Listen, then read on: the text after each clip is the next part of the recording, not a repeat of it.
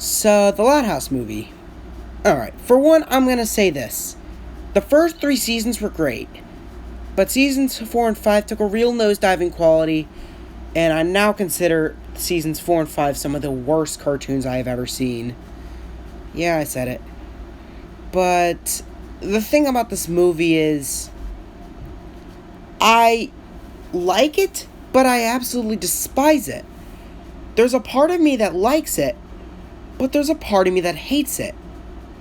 But at the moment, I think I'm leaning towards hating it. And I'll list my reasons why in a second, but I'm going to say the positives. For one, I think the musical score in this movie was outstanding. I think that the original soundtrack and just the score, oh my god, it sounds beautiful. And God forbid, Loud Castle is just an amazing Scottish remix. And, for one, I actually did like Lincoln's song at the beginning. I did think his song was pretty good, despite the fact that Asher Bishop is an absolutely abysmal singer. I'm sorry. But, quite possibly the best thing about the movie is the villain Morag. Oh my god, I love this antagonist. I don't like her as much as I like other villains like Emperor Bellows from the Owl House, or Diesel 10 from the god of train shows. But I do think she was still a great villain. Don't get me wrong. And this is a spoiler for a Thomas the Series potential reboot, but I sort of plan to incorporate some Loud House characters into there as a joke, but to poke fun at the fandom, because oh my god, I hate the Loud House fandom. And I could have Morag as Diesel 10's ex-girlfriend. I think that would actually be pretty funny. But we're not here to talk about Thomas the Series. We're here to talk about this movie. I also liked Bobby's subplot. I think his subplot was really well deserved. I think it was really funny. And Ronnie Ann was also funny, even though she only had 3 lines. Although I still thought she was funny. Especially her reaction to what was going on with Bobby. Oh, and I actually really like Bobby's motivation to get to Scotland, just to get back with Laurie, even though Laurie never broke up with him, and it turns out it was just terrible connection. I thought that was really funny. Oh, I also like David Tennant's character, Angus. I thought he was pretty good. Holy crap, that's it when it comes to positives. Yeah. Oh, I also like the Lily, but that's it. But overall, everything else in this movie is terrible. For one, the tone of this movie is just so mean. I mean, for one, Lincoln and, in my opinion, Morag go through so much bullcrap just to, get nothing in the end. Morag goes freaking nuts. She goes what I call cuckoo for Cocoa Puffs. She almost went as crazy as Gordon did in Forever and Ever, which is saying something since he got on a freaking acid trip in that episode. But just here, it's more of sad. I feel so bad for this villain. I just honestly wanted her to win. And for all the terrible residents of Loch Loud, I just cannot stand any of the residents. Even this one guy character who Lenny falls in love with, who is voiced by Glenn from Seed of Chucky, a.k.a. Billy Boyd. No, he did not do anything in the movie. In fact, he was part of the freaking mob who want to pretty much ban Lincoln from Loch Loud. What the hell, movie? And that was just a terrible part of the movie. Not to mention, that scene at Lynn's table was abysmal. That might have been one of the most mean-spirited scenes in the entire series. And especially how no one sticks up for Lincoln, not even his freaking parents. I'm not realizing now, but I don't think that the Blood Parents are actually bad. Then again, they do have 11 kids, so can you blame them? But still, they should be sticking up for Lincoln. They should be you okay, Link? Like, oh, and not to mention, I absolutely hated, like, when they got to Scotland and Lynn said to Lincoln, like, you did it, Stinkin'. Like, that trope needs to die. And I don't know if it's just because I despise Lynn as a character. I think she might be the worst cartoon character I have ever seen from Nickelodeon. I'm dead serious. I'm sorry, guys. But, yeah. Oh, another thing is that I could not stand Lincoln's singing voice. I absolutely hated it. His singing voice is not good. And as much as I like the credit scene with all the, like, aftermath of the movie, like in that song, oh my god, that song was beautiful. It just feels out of place. And also, why the hell is Morag back at the castle?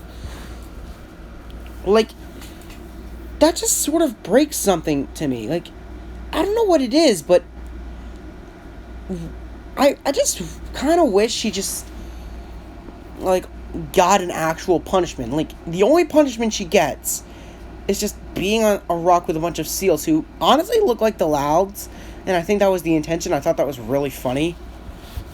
But even that part sort of jumped the shark. And, yeah, that's another thing. This movie completely jumps every species of shark.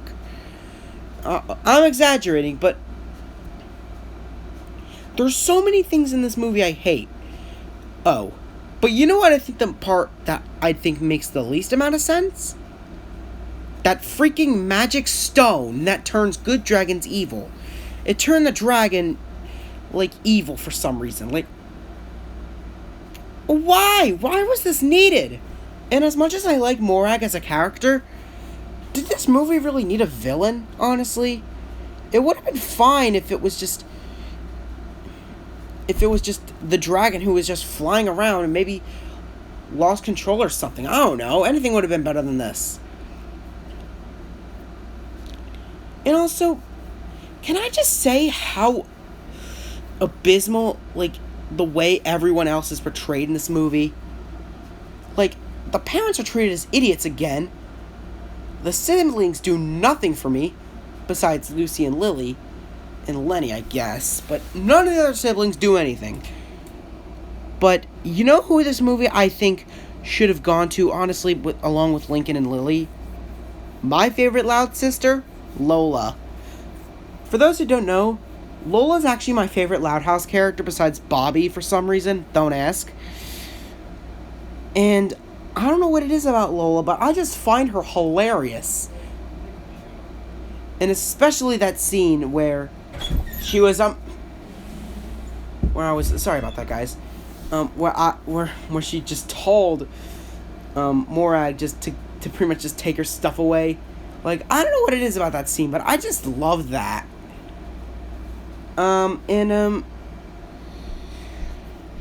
Yeah, that's she's made for this kind of movie. This would have been her thing. But no, we have to focus on Lincoln because he's the main character.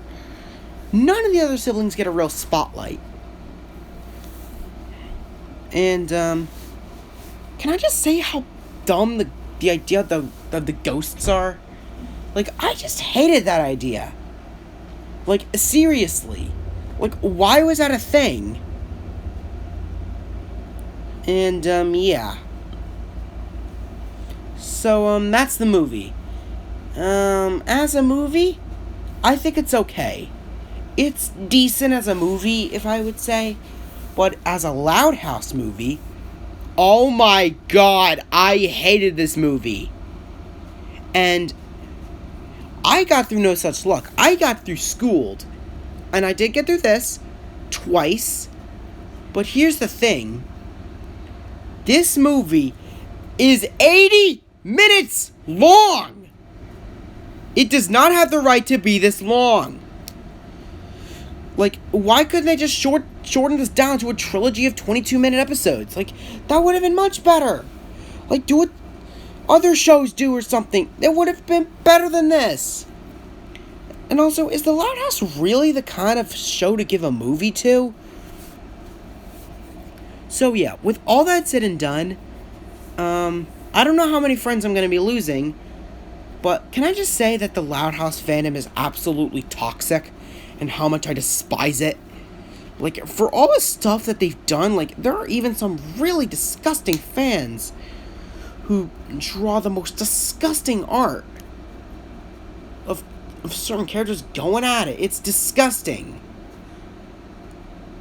And one more thing I have to say about this movie is that Nickelodeon, for all the stuff you want to do to Rise of the TMNT and Harvey Beaks, letting that show rot on Nicktoons, letting both of those shows rot on Nicktoons, and letting this movie get all the praise, I hope you're happy, Nickelodeon. You utterly sick, psychopathic company. I hate you guys. Now, is this really the fault of the people who created the movie? Honestly, no. Would this movie have been better if Chris Savino was brought on? Hell yeah. Chris Savino would have fixed this movie entirely. In fact, I know he was fired and done a lot of garbage things, but he was a great director. He made some of the best episodes of the series. Like Ella's for Love, for Bros About to Rock. Another episode I really liked, quite possibly my favorite episode of the whole series, Deal Me Out, was made by him. Actually, am I wrong about that? I'm sorry, guys. I haven't watched that episode in a while, but from what I remember, that is my favorite episode. I know, guys. I'm sorry. But,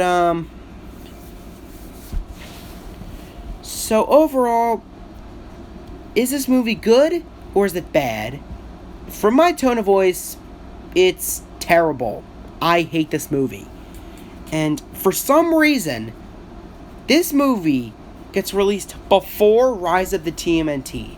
And like my brother said, this movie is the appetizer for the Rise movie. And yes, I am aware of the Rise movie. And as an appetizer, I'm just gonna say that it left a real bad taste in my mouth. And if we're going into Yoshi player territory, it gets to the garbage house. I'm giving it a 2 out of 10.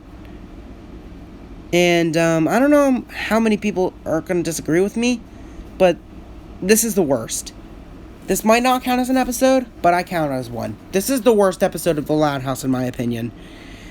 And no joke, I think this is worse than No Such Luck, because at least No Such Luck was only 11 minutes. At least Schooled had some good elements to it. But this movie, it has good elements, don't get me wrong. But the negatives completely outweigh the positives. And this movie, in my opinion, gets a 2 out of 10, and I hate it. So yeah, that's my thoughts on this movie, and I'll see you guys later. Bye, guys.